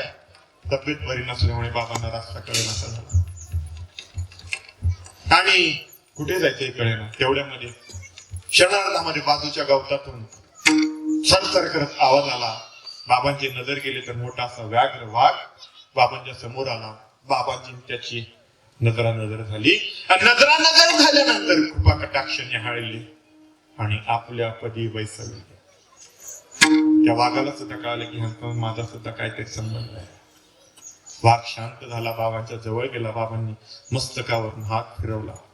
वाघ शांत झाला. वाघाच्या सुद्धा लक्षात आलं की माझा आणि यांचा काहीतरी संबंध आहे आणि या संबंधातून माझे बाबा रस्ता चुकलेले आहेत. वाघ पुढे, बाबा मागे. नांदगावच्या वेशीपर्यंत गेले. बाबांना लक्षात आलं की नांदगाव गाव आलेलं आहे.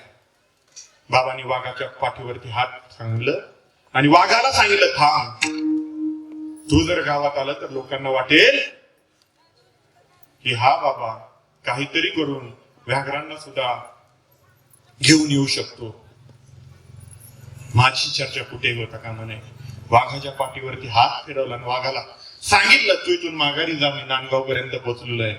उद्धराया जण आपल्यासारख्या 2 पायाच्या म्हणून घेणाऱ्या माकडासारख्या जीवाचा उद्धार होईल, पण मुख्य असणाऱ्या प्राणांचा सुद्धा उद्धार बाबांच्या कृपा कटाक्षाने निघाला.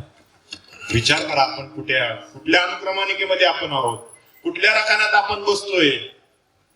प्राण्यावरती सुद्धा बाबांची कृपा दृष्टी झाली. उद्धराया गण जड जीवा, त्याच्यासाठीच बाबांचा अवतार. संतांचे अवतार झाले. बाबांनी सुद्धा जेव्हा लहानपण जर बाबांचं पाहायला गेलो ना तर बाबांच्या घरामध्ये सुद्धा नाथपंथाची दीक्षा होती. आई वडिलांनी घेतलेली. घरातले सांगत होते त्या नाथपंथाच्या दीक्षेमध्ये कोणतीही गोष्ट केली तरी चालेल, त्याला काही अनुमती नसते. तेव्हा बाबांच्या घरातल्यांची इच्छा होती की माझ्या श्रीपादाने सुद्धा ही नाथपंथाची दीक्षा घेतली पाहिजे, पण बाबांना नको वाटत होतं. नंतर बाबांनी संत वाङ्मय पाठ केल्यानंतर वाचन केल्यानंतर हरिपाठ ज्ञानेश्वरी एकनाथ भागवत वाचन केल्यानंतर बाबांच्या मनामध्ये सुद्धा वाटू लागलं की मला सुद्धा त्या सद्गुरूंची भेट कधी होईल, मला सुद्धा सद्गुरूंची भेट कधी होईल. आणि तो दिवस उजाडला. बाबांच्या जीवनामध्ये सुद्धा तो दिवस उजाडला बरं का. वाचा तुम्ही संत मायबाप, काही न करता डोळ्यातून अश्रू बाहेर येतात. आपल्याला सुद्धा तो दिवस उजाडला होता. बाबांच्या जीवनामध्ये सुद्धा तो दिवस उजाडला आणि बाबांनी सुद्धा सद्गुरूंची शरणागत गेली आणि शरणागती केल्यानंतर बाबांना सुद्धा वाटू लागलं की ह्या जड जीवांचा उद्धार व्हावा, याच्यासाठीच माझा अवतार आहे. नाही घरातल्यांसाठी माझा अवतार. घरातले सांगत होते सुद्धा, नाही ऐकलं, नाथ मंत्राची दीक्षा नाही घेतली. पण खरी जी रीत आहे, खरी जी संतांनी रीत सांगितलेली आहे, खरी जी रीत ज्या मार्गाने आलेली आहे, ज्या संतांच्या रीतीने आलेली आहे, ती रीत मला आता सापडली. त्याच्यासाठीच माझा अवतार आहे. जड जीवांचा उद्धार करण्यासाठीच हा माझा अवतार झालेला आहे. म्हणून बाबांनी सर्व गोष्टी नंतर सोडून दिल्या. बाबांची परिस्थिती एवढी काही चांगली नव्हती बरं का. माझ्या तुकोबारांसारखीच बाबांची परिस्थिती होती. तुकोबारा एका अभंगामध्ये म्हणतायत की एक दिवस परिस्थिती माझ्यावरती अशी आली, एक दिवस परिस्थिती माझ्यावरती अशी आली, काय खावे आता कोणीकडे जावे, काय खावे आता कोणीकडे जावे, गावात राहावे कोणी बळे, गावात राहावे कोणी बळे, कोपला पाटील गावीचे हे लोक, कोपला पाटील गावीचे हे लोक. तुकोबारांची अवस्था काय खावे आता कोणीकडे जावे, गावात राहावे कोणी आपले, राहिला घर नाही, खायला अन्न नाही. एक जी पत्नी होती ती अन्न करता मिळली, एक मुलगा अन्न करता मिळाला. तशी आपल्या बाबांची सुद्धा परिस्थिती एवढी चांगली नव्हती बरं का. परिस्थिती सुद्धा अशी असताना सुद्धा मनामध्ये एकच विचार होता की जड जीवांचा उद्धार झाला पाहिजे. कलियुगामध्ये जे चाललेलं वार आहे ते वार मला बदलून टाकायचंय. मूळ इच्छा होती आणि भगवंताला सुद्धा तीच इच्छा होती की माझा साधक, माझा कुठला तरी अंश या सज्जनांचा उद्धार करण्याकरता मार्गक्रमण करतोय ना, त्या भगवान परमात्माचा सुद्धा माझ्या बाबांना आशीर्वाद होता. सरकारी असणारी नोकरी बाबांना मिळाली. नोकरी मिळाल्यानंतर त्या काळची असणारे मुख्यमंत्री सुद्धा बाबांच्या संपर्कामध्ये, कारण दोघांचा मैत्रीचे संबंध असताना सुद्धा बाबा त्याच्यामध्ये त्या मायेला भुलले नाही. माया बाजूला करून काही दिवसानंतर बाबांना कळालं की हा उद्धार माझा कशासाठी झालेला. की नोकरीवरती सुद्धा बाबांनी पाणी टाकून दिलं, नाही ती नोकरी केली. पण काय म्हणून एक इच्छा होती, उद्धराया जड जीवांचा उद्धार करण्याकरता माझा जन्म झालेला आहे. एवढं बाबांचं कार्य असताना सुद्धा, एवढ्या सर्व गोष्टी असताना, 2 टाइम आपल्याला खायला मिळतंय, सुंदर असे कपडे आपल्याला आहेत, 1 घर नाही 2 घर आहेत 3 घर आहेत. पण माझ्या बाबांची परिस्थिती तशी नसताना सुद्धा बाबांच्या मनामध्ये एकच विचार होता की ह्या माझ्या साधकाला, माझ्या लेकराला ती गोष्ट कळाली पाहिजे, तो मायेला भुलला नाही पाहिजे. त्याच्यासाठी ही बाबांची खटपट आहे. संसाराच्या नावे घालून संसाराच्या नावे घालून शून्य, संसाराच्या नावे घालून शून्य, संसाराच्या नावे घालून शून्य, संसाराच्या नावे घालून शून्य, संसाराच्या नावे घालून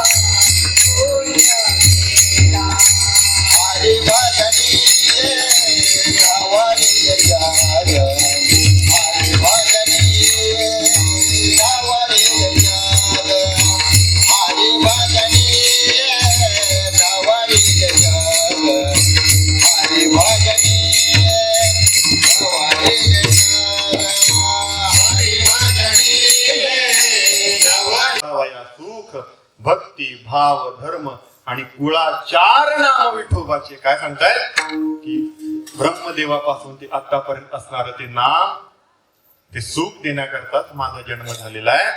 की वाढावया सुख भक्ती भाव धर्म आणि कुळाचार नाम, ते नाम देण्याकरता माझा जन्म झालेला आहे. एकदा आपण सर्वांनी एकदा भजन करूया.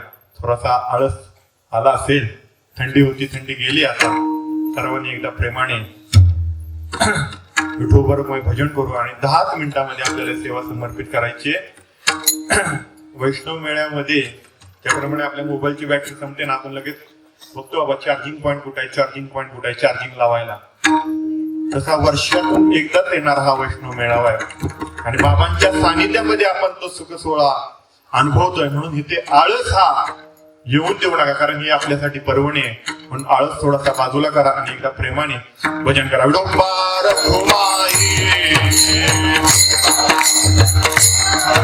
विठोबा रखुमाई,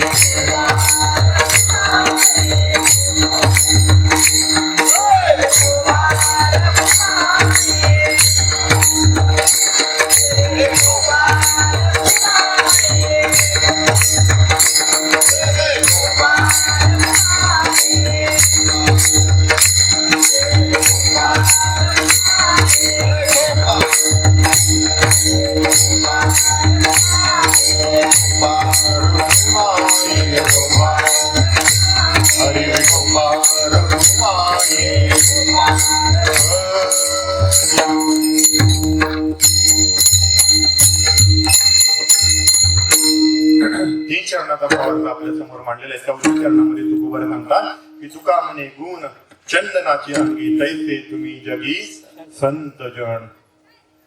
तुकोबारा सांगताय की तुका म्हणे गुण चंदनाचे गुण सांगतायत. मलयागिरी चंदन आहे ना, त्या मलयागिरी चंदनाच्या झाडाभोवती अवतीभोवती असणारे कितीही वृक्ष असू द्या, कोणतेही कडू असू द्या, गोड असू द्या, काटेरी असू द्या किंवा जंगली असू द्या, पण त्या झाडाला वृक्षाला मलयागिरी चंदनाचा सुवास आल्याशिवाय राहणार नाही. अगदी त्याप्रमाणे बाबा हे आपल्यासाठी मलयागिरी चंदन आहे आणि आपल्याला त्यांनी मलयागिरी चंदनासारखं करून ठेवलेलं आहे. हाच उद्देश, हाच संदेश आजच्या या कीर्तनाच्या माध्यमातून तुमच्या समोर मांडायचा आहे. कीर्तन सेवा समाप्त झाली आहे, पण कीर्तनाच्या समाप्तीला एक सांगेन की हा जन्म पुन्हा नाही आणि आपल्याला पुन्हा जन्माला यायचं. कारण ही एवढी मोठी रीत, ही साधना मिळाल्यानंतर, सद्गुरूंच्या पायाजवळ राहायला मिळाल्यानंतर पुन्हा या नरकामध्ये नको, सद्गुरूंच्याच बरोबर सानिध्यामध्ये राहायची हीच इच्छा असावी. बघा ना, बाहेर जर आपण पाहायला गेलो, कारण मला एवढा राग यायला लागलाय बाबा बाकी जानता की बाबा लोक काय करतायत. आता जे महाराष्ट्रामध्ये जे कीर्तन करणारी मंडळी आहेत ना, ते सर्व माझ्या बरोबरच शिकत असणारे, ते माझे सर्व मित्रच आहेत.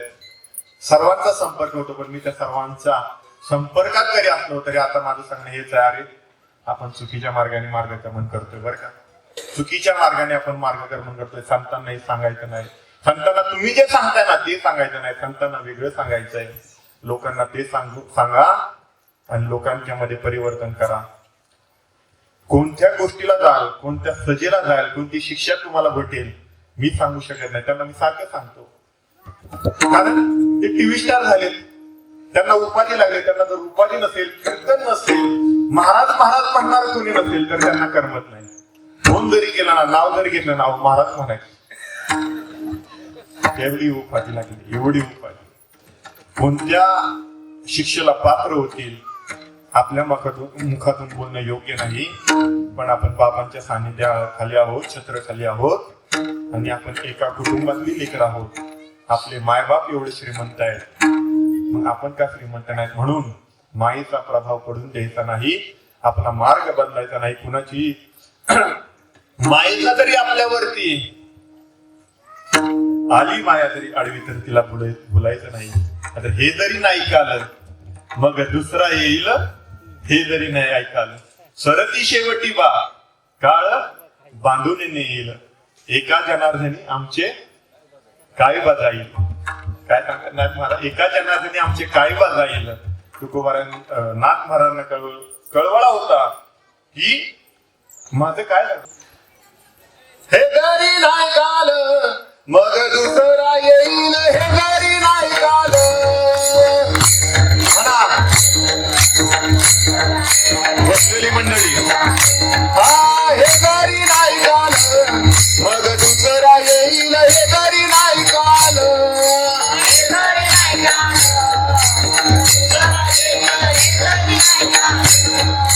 जरा ते शेवटी बा काळ बांधून नेईल, जरा ते शेवटी बा काळ बांधून नेईल.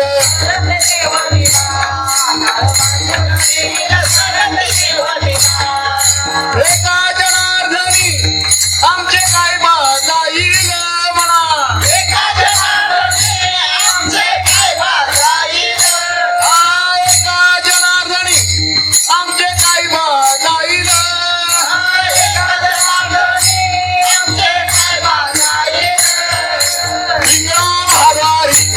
एक बोलीत देखा बिंगरा महाद्वारी, बोल बोलीत देखा बोल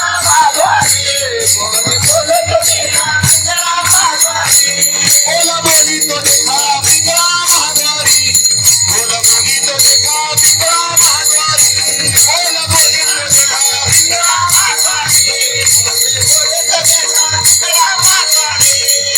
हे बरी नाही काल मग दुसरा येईल, हे बरी नाही काल.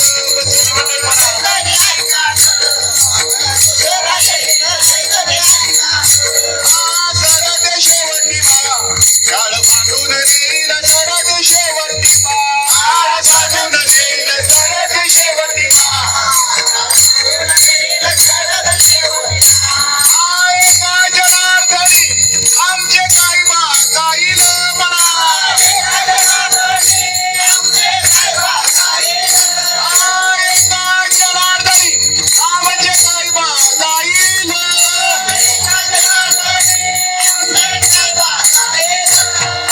बिंगरा महाद्वारी, बोल बोली तो देखा बिंगरा महाद्वारी, बोल बोली तो देखा बिंगरा महाद्वारी, बिंगरा महाद्वारी, बोल बोली तो देखा बिंगरा महाद्वारी, बोल बोली तो देखा बिंगरा बोल बोली तो देखा बिंगरा महाद्वारी, बोल बोली तो देखा बिंगरा महाद्वारी, बोल बोली तो देखा बिंगरा महाद्वारी, बोल बोली तो देखा बिंगरा महाद्वारी, बोली बोली तो देखा.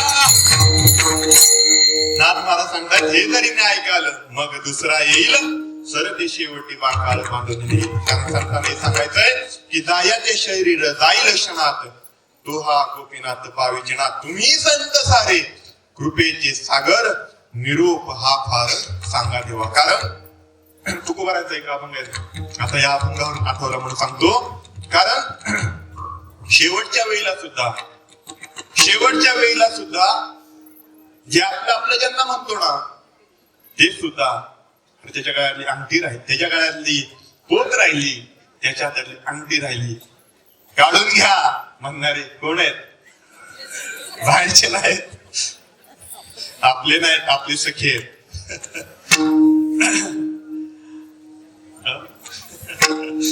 बाहेरचे कोण नाहीत, आपलेच आहेत. म्हणून जायाचे शरीर जाईल क्षणात, तो हा गोपीनाथ पावेची ना. तुम्ही संत सारे कृपेचे सागर, निरूप हा फार सांगा देवा. भगवान परमात्म्याला निरोप सांगायचा आहे की मी त्या सद्गुरूंच्या चरणावरती आहे, स्थापित झालोय. आणि स्तरणावरती स्थापित झाल्यानंतर आता मला कुठलीही भय नाही. आणि मगाशी सांगितल्याप्रमाणे बाबांना ज्या आधारावरती बाबांनी जे प्रभुत्व मिळवलं होतं ना, तो आधार बाबांच्या वरती. नंतर सद्गुरु कार्य झाल्यानंतर, सर्व कार्य झाल्यानंतर आळंदीचा वैष्णव मेळावा होता. आणि वैष्णव मेळाव्यामध्ये बाबा धर्मशाळेमध्ये बसलेले आहेत. आणि धर्मशाळेमध्ये बसल्यानंतर येणारी साधक मंडळींकडे बाबा पाहिजे, प्रेमाने पाहिजे. साधक मंडळी सुद्धा बाबांकडे प्रेमाने पाहिजे, आपुलकीने पाहिजे. कारण बाबांना जाणून होतं की आता हा माझा शेवटचा वैष्णव मेळावा आहे. आनंदाने सर्वांशी बाबा गप्पा मारायचे, प्रवचन ऐकायचे, कीर्तन करायचे. कारण बाबा ज्यांना ज्यांना सांगतील ती दुःख उठायची प्रवचना करता, चक्री कीर्तन करता. मी थोडस लहान थोडी मोठा घास घेऊन बोलेन. आपल्या सुद्धा धर्म मंडपामध्ये बाबांनी सांगितलं ना, ह्याला कीर्तन कर, ह्याला प्रवचन कर. नाही न म्हणता तो माणूस लगेच उठून प्रवचन करता, कीर्तनासाठी. हे कुणाचं वैभव आहे? हे माझ्या श्रीपाद बाबांचं वैभव. सांगा ना बाहेरच्या एखाद्या व्यक्तीला येऊन प्रवचन कर, कीर्तन कर. नाही ना म्हणतो हे आपलं काम नाही. मग आपलं काम काय? आपलं ते काम नाही. पण माझ्या धर्म मंडपातल्या बसलेल्या प्रत्येक साधकाला जरी सांगितलं ना बाबांनी उठ प्रवचन कर, बाबांची आज्ञा म्हणून ते लेकरू उठतंय आणि प्रवचन करण्याकडे. लहान लहान लेकरं सुद्धा प्रवचन करताय. काय त्याला संसार माहितीये, काय त्याला ब्रह्मज्ञान माहितीये, पण मुखातून ब्रह्मज्ञान उठत. कशावरती? कारण ही माझ्या श्रीपाद बाबांची ताकद आहे. आणि त्या वैष्णव मेळ्यामध्ये, आळंदच्या वैष्णव मेळ्यामध्ये बाबा सर्वांशी आपुलकीने बोलतायत. आणि बाबांना कळालं की माझं कार्य संपुष्टात आलेलं आहे. आणि बाबांनी त्या आजाराला सांगितलं, आता तुझी वेळ आहे, माझी वेळ संपुष्टात आलेली आहे. आणि त्या आजाराला सुद्धा वाटलं की मी माझ्या बाबांबरोबर खेळावं. आणि तो आधार बाबांच्या मध्ये प्रविष्ट झाला आणि आधाराने बाबांच्या वर प्रभाव टाकला. आणि गोठी गावामध्ये बाबा आहेत. आळंदीवरून बाबा गावाला गेले. बाबांना त्रास होऊ लागला. आजार हा बाबांच्या शरीरामध्ये खेळू लागलाय. बाबांना दुःख होतंय, आजार होतोय. पण बाबांना म्हणून आनंद वाटत होता की माझं मी कार्य संपून चाललोय. माझ्या जड जीवा असणाऱ्या मी साधकांना आज आनंद देऊन चाललोय. कितीही जरी ह्या आजाराने माझ्यावरती बळकावणी केली तरी मी त्याला घाबरत नाही. कारण मी माझ्या जड उद्धार असणाऱ्या माझ्या साधकांचा, माझ्या लेकरांचा मी उद्धार करून चाललोय. माझं लेकरू हे कुणापुढे न झुकणारे लेकरू आहे. आजार जरी बळकत असला तरी बाबा दुःखी नव्हते. बाबा मनोमन आनंद उठवत होते. बाबा तुम्ही संत मायबाप मध्ये सांगता की आपले बाबा सुद्धा बाबांना भेटण्याकरता गेले. आणि भेटण्याकरता गेल्यानंतर बाबांची अवस्था पाहिल्यानंतर वाचत तुम्ही संत मायबाप मध्ये बाबांची अवस्था सुद्धा अशी झाली होती. बाबांना सुद्धा बाबांशी बोलू वाटत होतं, हितगुज करू वाटत होती. पण बाबांना बोलण्याकरता सुद्धा ताकद नव्हती. जड अंतकरणाने बाबा तिथून माघारी फिरले. असं वाटत होतं की कुणासमोर धडका घ्यावा, कुठे तोंड करून रडावं. पण तिथे बाबा रडले नाहीत. का? कारण सद्गुरूच्या समोर रडलं तर माझा साधक असा एवढा दुबळा नाही. बाबांनी तोंड मिळून घरी आले. बाबांना आजार बळकत होता, दुःख वाटत होतं, त्रास होत होता, पण मनोमन आनंद होता. आणि तो दिवस उजाडला.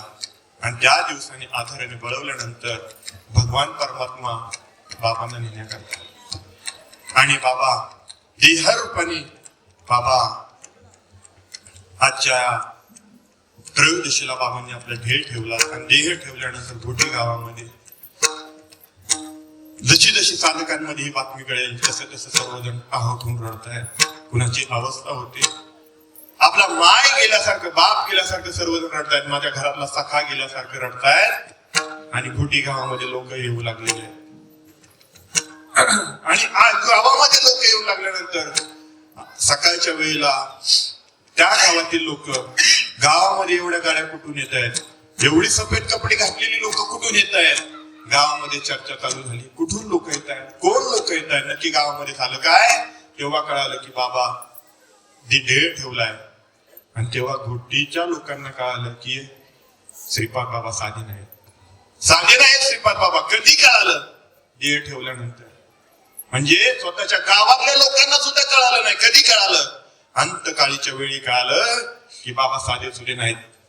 10-15 हजाराचा समाज गावामध्ये आला आणि गावातल्या लोकांना वाटू लागलं की बाबा साधे नव्हते. बाबा नक्कीच वेगळे कोणीतरी असणार आहेत. गावच्या लोकांना तेव्हा कळालं आणि आपल्याला कळतंय. म्हणून दाता सांगेन, बाबा तरी देहरूपाने गेले असले तरी बाबा चैतन्याच्या रूपाने आपल्यामध्ये आहेत. कारण त्याची अनुभूती आपण घेतोय. म्हणून मगाशी सांगितल्याप्रमाणे बाबांना मी जरी पाहिलं नसेल तर बाबा कुठे आहेत, तर मी सांगेन की बाबा आपल्यामध्येच आहेत. बाबा कसे दिसत असतील तर बाबा फेटा घातल्यानंतर सुद्धा बाबा असेच दिसत असतील. बाबा प्रवचन करताना कसे दिसत असतील तर बाबा प्रवचन करताना सुद्धा असेच दिसत असतील. ही भावना सर्वांनी ठेवा. ठेवा. मी तरी ठेवले, तुम्ही पण ठेवा. हीच या आजच्या कीर्तनाचा संदेश तुमच्या समोर मांडतो. झालेली सेवा माझ्या सद्गुरूंच्या चरणावरती समर्पित करतो. तुम्हा सर्व साधकांच्या चरणावरती समर्पित करतो. जे काही बरोबर असेल ते बाबांचं आहे, माझं काहीच नाही. जे काही चुकीचं असेल ते माझ्या कुर्मट बुद्धीचे दोष आहेत. माझ्यावरती झालेले संस्काराचे काहीतरी दोष असतील, जे बरोबर आहे ते सर्व बाबांचं आहे. झालेली शिवा पुनश्च एकदा बाबांच्या चरणावरती, आई स्वरूप असणाऱ्या माईंच्या चरणावरती समर्पित करतो आणि सेवेला इथेच पूर्णविराम. ज्ञानेश्वर ज्ञानेश्वर माऊली, ज्ञानराज माऊली तुकाराम, ज्ञानराज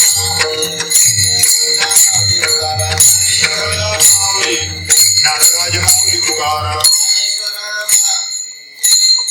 जय विठ्ठल, जय जय विठ्ठल.